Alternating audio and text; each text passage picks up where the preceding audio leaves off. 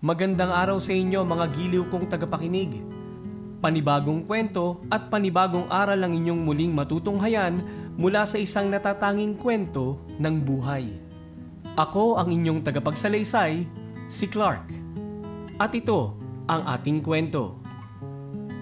When your wish is not your wish at all. We grew up being fed the story of the fat man with a sack full of gifts roaming around the city. Kids believed that if they behave, Santa will grant their wishes. But I learned that everything about him is just a lie. Eve, patulugin mo na mga bata. Utos sa akin ni Mother Superior. Agad akong tumalima at pinuntahan ang mga ito. Tumutulong ako rito sa Montclair sa pag-aalaga ng mga bata kapalit ng aking pag-aaral. Katatapos lang nilang maghapunan. Natagpuan kong nanonood ng iba ng cartoons, samantala ang iba na may naglalaro. Tuwing gabi, binibigyan sila ng pagkakataon na maglibang pagkatapos na maghapong pag-aaral at 2 oras na pagdarasal. Halina kayo, oras na para magpahinga. Saad ko, pero walang nakinig. Ayaw nyo?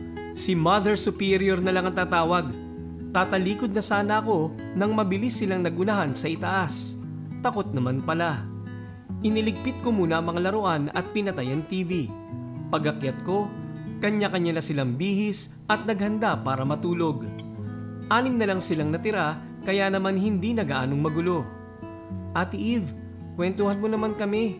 Pakiusap ni Ella, ang pinakabata rito. Oo nga Ate Eve, matagal na rin nung huling nagkwento ka. Mas gusto namin yon kaysa sa binabasa namin. Mas nakakatakot at mukhang totoo. Segunda naman ni Piloy, ang pinakapilyong bata rito. Ngumiti ako. Madalas kasi ako magkwento sa kanila at lahat ng ikinukwento ko, gawa-gawa lang. Sige, ano bang gusto niyong kwento? Naupo ako sa tabi ni Ella. Nagsilapitan naman sila. Ate, yung tungkol po kay Santa Claus, narinig ko po kayong tinatakot si Mavi nung isang araw. Nakakatakot po ba siya? Tanong ni Isa. Napangiti ako. Gustong-gusto talaga nila ang kwento tungkol kay Santa. Kaya kinuha ko itong pagkakataon para ipanakot sa kanila. I told them my own version of Santa, the twisted and cursed one. A man who's fat with wrinkles on the face, sharp-pointed, almost rotten teeth, black sharp nails, and long white eyebrows, almost covering his eyes. His blue eyes were bloodshot. He also has a long tangled beard. Tell them something horrible about him, like the sinister sound of his ho-ho-ho laugh, which I described as deep and menacingly scary. That seems like it's coming from the pits of hell, a sound that will send a wave of shivers down everyone's spine. Dragging a big cloth bag, making a screeching sound. Calls his victims, especially kids, as his elves workers' names. Narito lang siya sa bawat sulok, nakipaglalaro, nagtatago, nag-aabang kung sino-sino ang mga pasaway. Mas nagsiksikan sila sa aking tabi. May ibang kumuha ng unan para yakapin. May iba namang nagtalokbong ng kumot. May iilang naiiyak na sa takot. Maya-maya may umiyak. Si Darlene, pinakamatatakutin sa lahat. Sige na, magsibalik na kayo sa higaan nyo at magsitulog.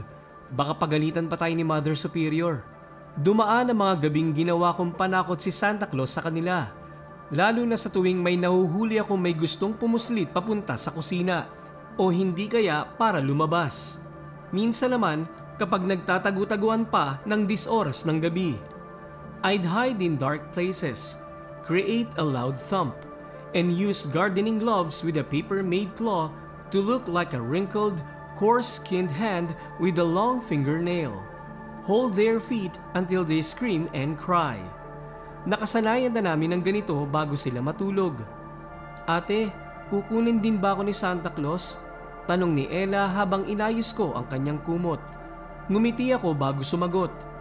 Oo, lalo na kung magpapasaway ka. Kukunin ka niya kapalit ng laruan. Natuwa ako nang gumuhit sa mga mata niya ang takot.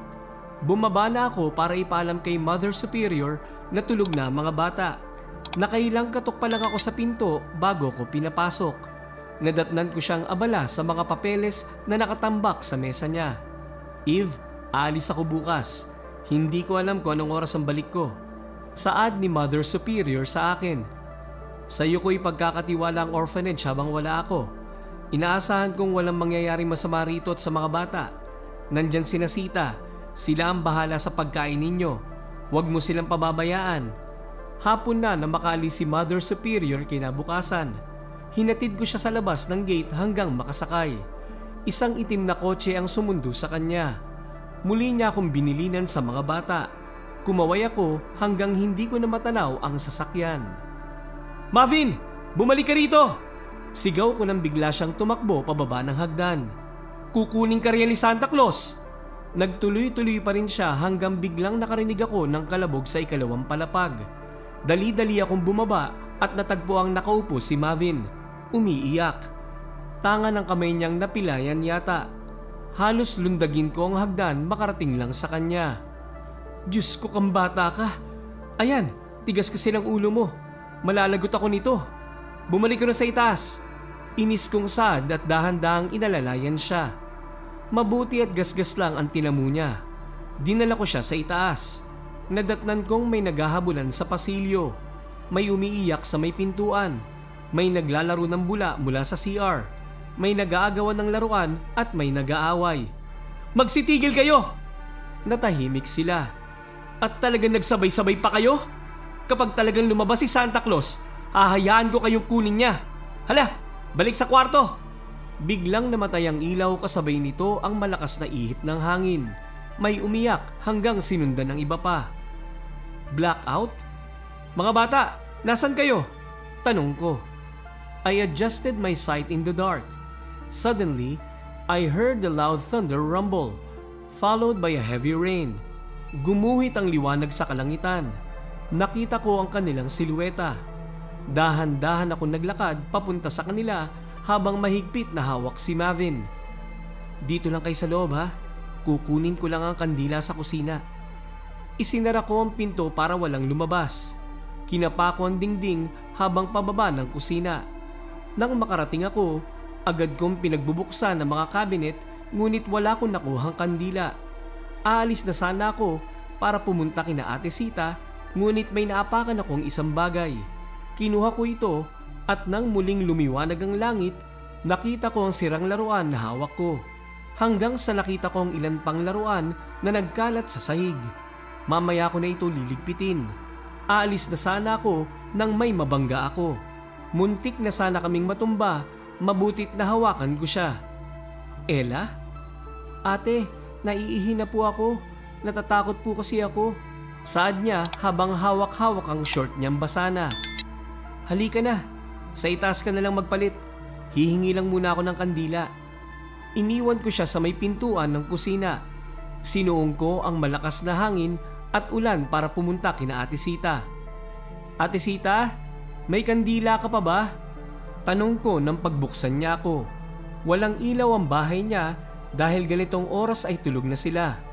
Maaga kasi silang gumigising sa umaga. "Anong gagawin mo sa kandila?" Takang tanong niya. "Wala pong kuryente at gising pa ang mga bata." "Ha?" Binuksan niya ang switch ng ilaw nila at biglang lumiwanag. "Mayroon naman ah." Pero napatingin ako sa pinanggalingan ko. May liwanag na nagmumula sa bintana ng mga bata. "Pasensya na ate, bumalik na pala." Bumalik ako sa loob at nilak na ang pinto. Hawak ko pa rin ang sirang laruan na ngayon ko lang napagmasdan. Parang pamilyar ngunit ngayon ko lang nakita. "Ella, ikaw bang may dala nito?" Tanong ko sa kanya habang paakyat ng hagdan. Umiling siya. Siguro kasama ito sa donasyon at isa sa kanila ang kumuha. Lagot talaga sila sa akin. "Sinong nangialam sa opisina ni Mother Superior? Bakit may nakita akong laruan sa kusina? Kapag walang umamin, ibibigay ko talaga kayo kay Santa." Agad na tanong ko na makabalik sa kanila. Natagpuan ko silang nakasiksik sa isang higaan. Walang sumagot. Napansin kong may kulang sa kanila. Nasaan si Marvin? Nakarinig akong muli ng malakas na kalabog mula sa hagdanan. Agad akong tumakbo papunta roon para tingnan kung ano yon, ngunit ganun na lang ang aking gulat dahil sa nasaksihan ko. Mula sa parte kung saan naaabot ng liwanag ng ilaw, kitang-kita ko ang dalawang pares ng kamay na unti-unting ipinapasok si Mavin sa isang lalagyan. Hindi ako nakaimik hanggang lumabas ito. Those evident blue eyes, the wrinkled face, the rotten teeth, those wrinkled, coarse hands, his hairy body covered with his untidy red suit. Ho ho ho! And the laugh that made me shiver and frozen. Santa? May Santa? Everything happened like a flicker. Nasa harap ko na siya. He was sniffing me. Muntik na akong masuka. Parang pinaghalong nabubulok na cookies, gatas, candies, at amoy ng bagong laruan ang hininga niya. Nilagpasan niya ako. Dahan-dahan siyang naglakad paakyat, making a shrill sound through its claw while the other hand was dragging the cloth bag. Tumungo siya sa kwarto ng mga bata. I snapped back to reality when I heard the loud squeal followed by an eerie guffaw. Mabilis akong tumakbo papunta sa mga bata. Naabutan kong pilit niyang ipinapasok si Isa sa bag, habang sina Ella, Piloy, Biv at Mika ay nasa isang sulok umiiyak. Binato ko siya ng hawak kong laruan nang lumapit ito sa kanila. Lumayo ka sa mga bata! Ngunit hindi man lang ito natinag. Alabaster, bushy, pepper, shiny. Dinig kong tawag nito. Alabaster, bushy, pepper, shiny. No! Wag! Sigaw ko at mabilis na pumagitna. Doon niya lang ako tiningnan, mata sa mata. Eve? Saad niya nang mapagtanto kong sino ako. Kahit ako, nagulat. Ang boses niya, malamig, malalim at nakapangingilabot. Ngunit hindi ako nagpatinag. Hindi ka ba masaya sa laruan mo? Hindi ka ba masayang makita ko? Tanong niya. Napatingin ako sa laruan na ibinato ko kanina.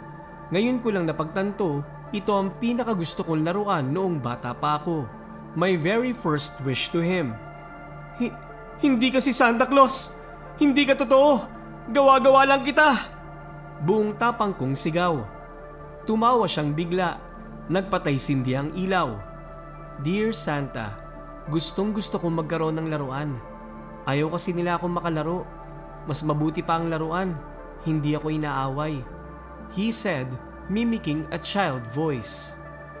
I was frozen. Those words were the exact words I've always said before every Christmas Eve. Paano niya nalaman? Si Eve? Totoo ako. At narito ko. Tinutupad ang mga hiling mo. Iniabot niya ang laruang ibinato ko at wala sa sariling tinanggap ito. Naramdaman ko na lamang ang pagbagsak ng aking katawan sa malamig na semento. Bigla na lang akong nanghina. Hindi ko maramdaman ang aking katawan.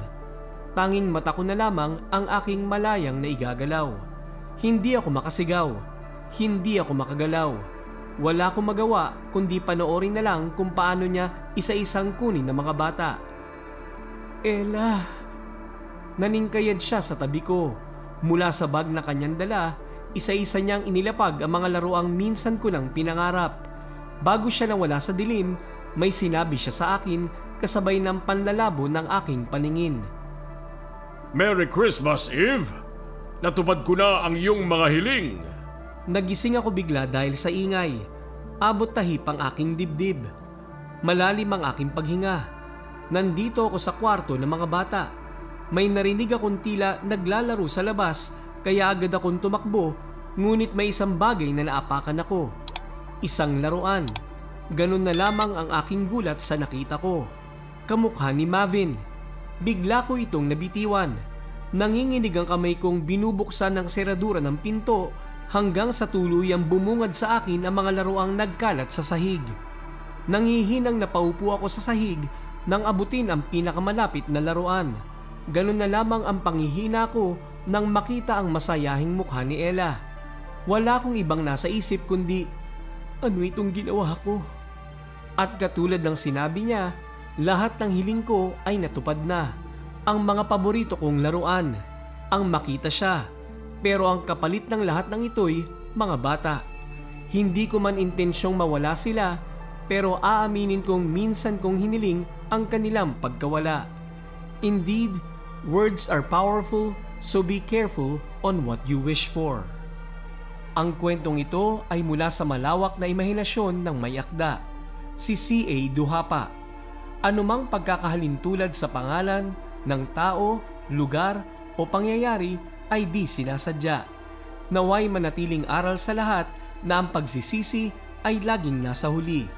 Shoutout sa aking mga new subscriber, Lee0548 at Kwentong Hiwaga sa Kagubatan.